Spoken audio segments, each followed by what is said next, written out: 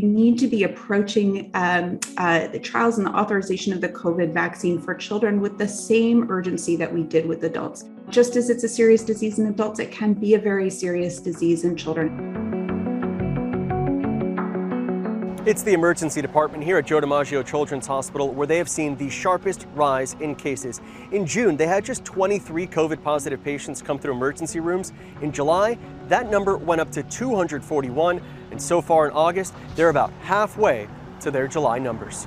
Doctors are making an unprecedented push to get children vaccinated against COVID-19 as new pediatric COVID cases near 94,000 in just the last week, and children are hospitalized at a rate nearly 4 times higher than just a month ago. The head of the American Academy of Pediatrics is now urging the FDA to authorize vaccines for 5 to 11-year-olds as quickly as possible. But Pfizer has not yet applied for emergency use authorization for 5 to 11-year-olds. That's expected to happen at the end of September. The company hoping to start giving out shots by the end of 2021, if not sooner. In Texas, hospitals have started setting up outdoor overflow COVID tents once again. As children return to school during the COVID surge, a battle raging over masks.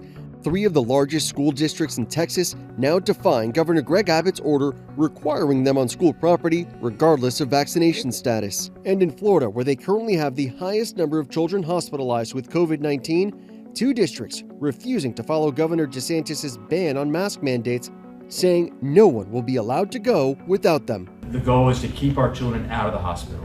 And why would you not err on the side of caution?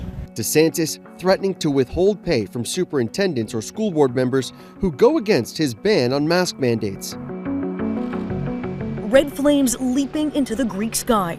More than a week of record heat fueling relentless conditions on the ground, sparking nearly 600 fires across the country. Volunteers stepping in on the front lines. Theodore tells us he spent the last 4 days battling flames with his company's truck. I am not alone. A lot of people here. This woman rescuing dogs left behind in the evacuations. She tells us they've been sheltering on the beach for days, unable to get home. Hundreds of thousands of acres across Greece now look like this, burned, covered in ash, and still smoldering.